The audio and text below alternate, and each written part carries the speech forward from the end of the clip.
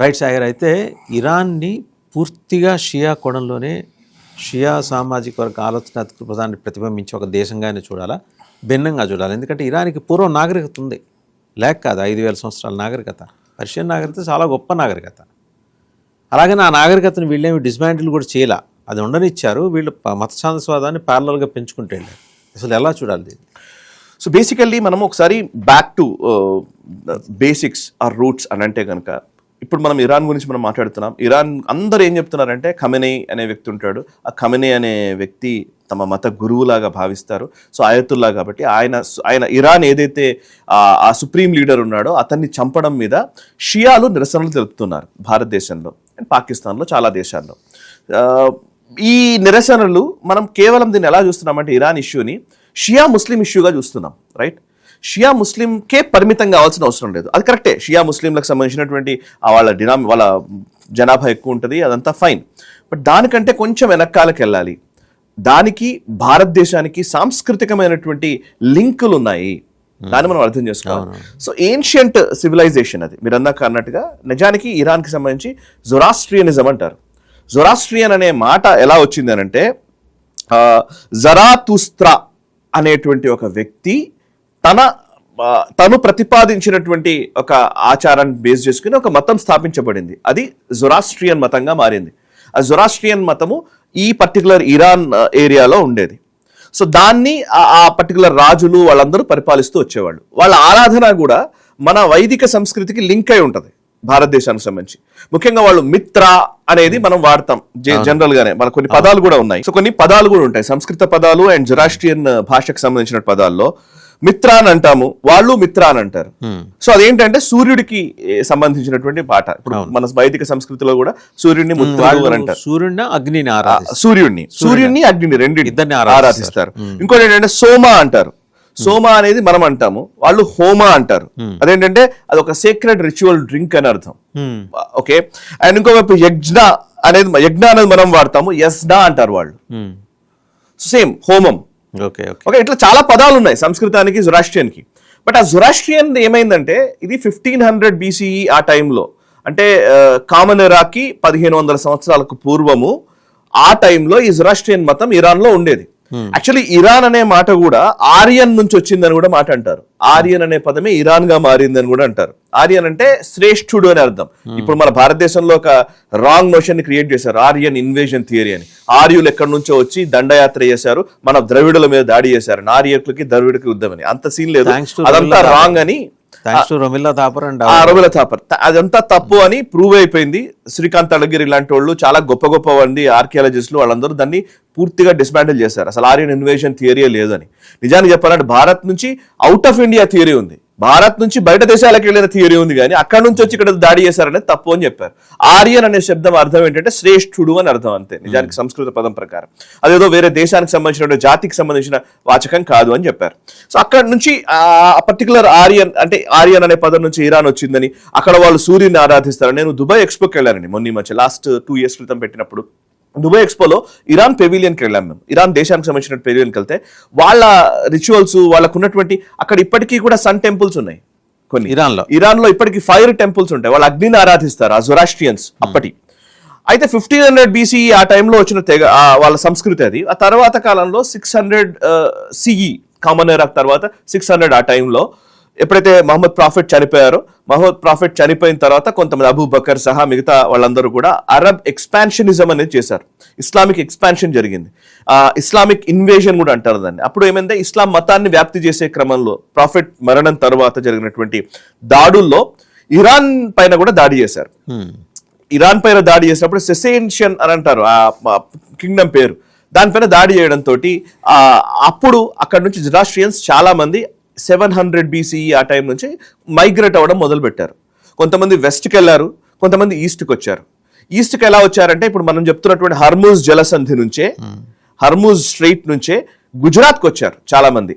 గుజరాత్లోని ఒక రాజు దగ్గరికి వచ్చారనమాట. సో యాక్చువల్లీ అప్పుడు ఏమైందంటే ఈ 600-700 CE కామన్ ఎరా టైంలో చాలా మంది జొరాస్ట్రియన్స్ భారతదేశానికి వచ్చారు.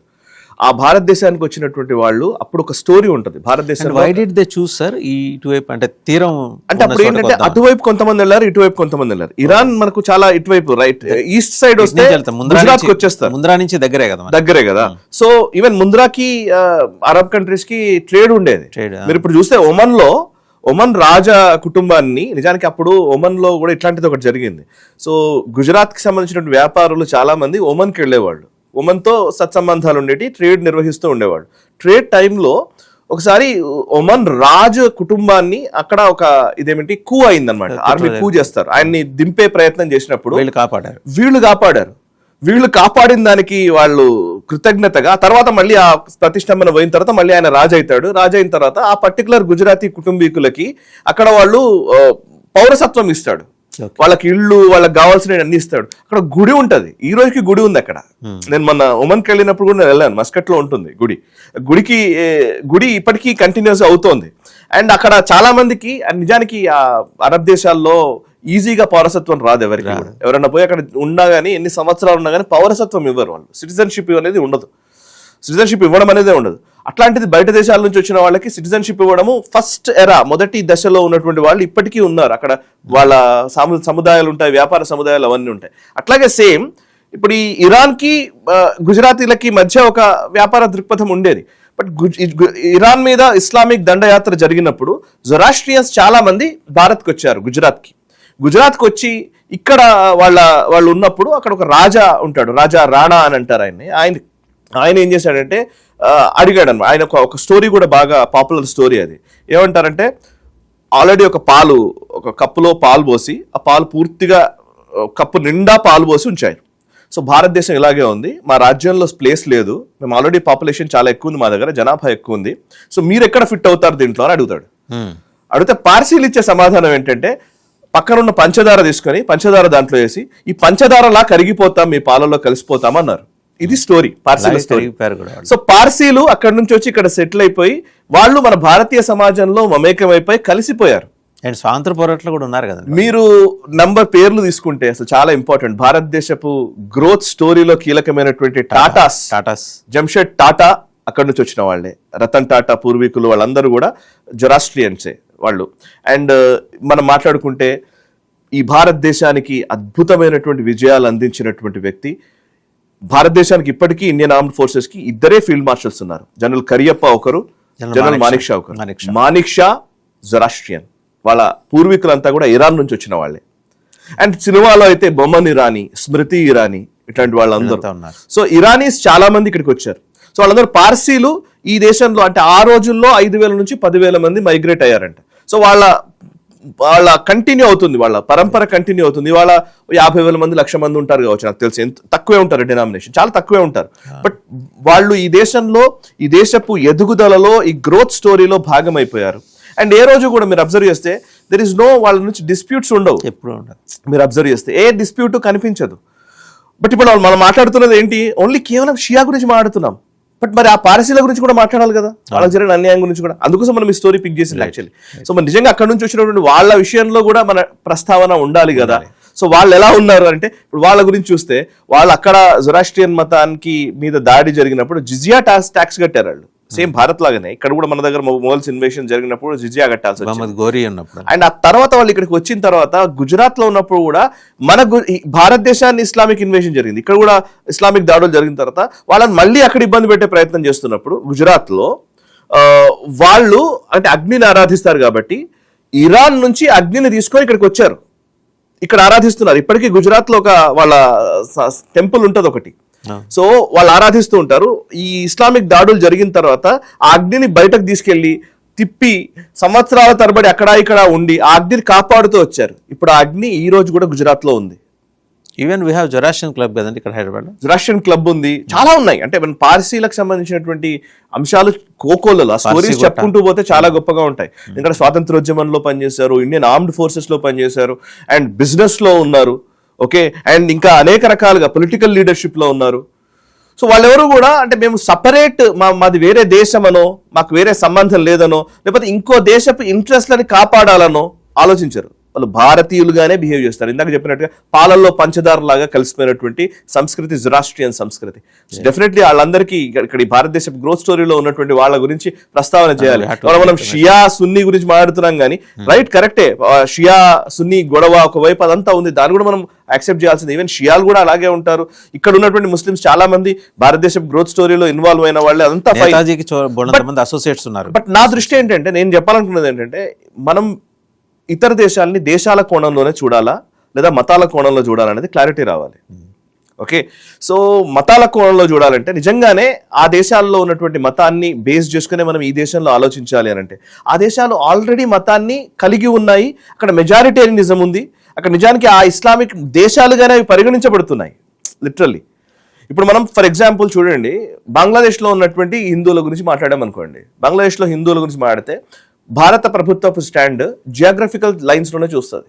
నిజానికి అది చేరకూడదు, సివిలైజేషనల్ స్టాండ్లో చూడాలి. ఎందుకంటే అక్కడ మైనారిటీస్గా ఉన్నారు వాళ్ళు, సివిలైజేషనల్ స్టాండ్లో మనం చూడం. బట్ ఇక్కడేమో సివిలైజేషనల్ స్టాండ్స్లో చూస్తున్నాం. రెండింటికి డిఫరెన్స్ ఉంది. సో అయితే సివిలైజేషన్ స్టాండ్స్ లో చూస్తారా, లేదంటే భౌగోళికమైనటువంటి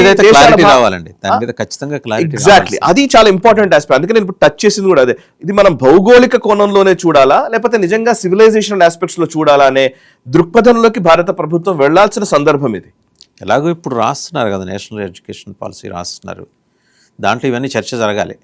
లేకపోతే మనము ఎడారి దొంగల గురించి వాళ్ళని చక్రవర్తులుగా కీర్తిస్తూ వచ్చిన పాఠాలు చదువుకున్నాం, మారాలి. ఇప్పుడు ఇక్కడ జరగాల్సింది ఏంటంటే అండి, అంటే మీరు ఎనీథింగ్ ఇస్లాం మతాన్ని ఆచరించేటువంటి వ్యక్తులు చాలా మంది కొంత గొప్ప గొప్ప మనుషులు ఉన్నారు, దాంట్లో డౌటే లేదు. సమస్య ఎక్కడ వస్తుందంటే, ఇది పొలిటికల్ గా దీన్ని మార్చడంలో సమస్య వస్తుంది. ఎవరు కాదంటారండి? ఇప్పుడు ఖాన్ అబ్దుల్ గఫార్ ఖాన్, ఫ్రాంటియర్ గాంధీ అంటాం, భారతరత్న ఇచ్చుకున్నాం, ఆయన కాదంటాం. అబ్దుల్ కలాం కాదంటావా? ఎగ్జాక్ట్లీ, చాలా మంది ఉన్నారు అట్లా. షోయబుల్లా ఖాన్ కాదంటావా? చాలా మంది ఉన్నారు. But invaders are different from Islamic religion. అది రెండిటికి తేడా అని స్పష్టంగా చెప్పగలం. ప్రాఫెట్ ని లేదా మహమ్మద్ కి సంబంధించినటువంటి దాన్ని మనం తీసుకోవడం వేరు. బట్ సమస్య ఏమవుతుందంటే పొలిటికల్ అంశాలను బేస్ చేసుకుని ఫర్ ఎగ్జాంపుల్ ఎగ్జాక్ట్లీ పొలిటికల్ గా మార్చడం వలన ఈ సమస్య అంతా వస్తుంది. దా పొలిటికల్ లెన్స్ నుంచి మనం బయటకు రావాలి.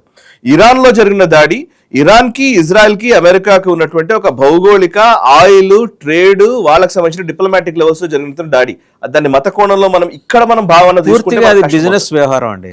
ఎగ్జాక్ట్లీ, ఇక్కడ మనం అది కష్టపడాల్సి వస్తుంది. సో మనం భారతదేశపు కోణంలో మనం ఆలోచించాలి అని నా పాయింట్. రైట్ రైట్ సాయి గారు.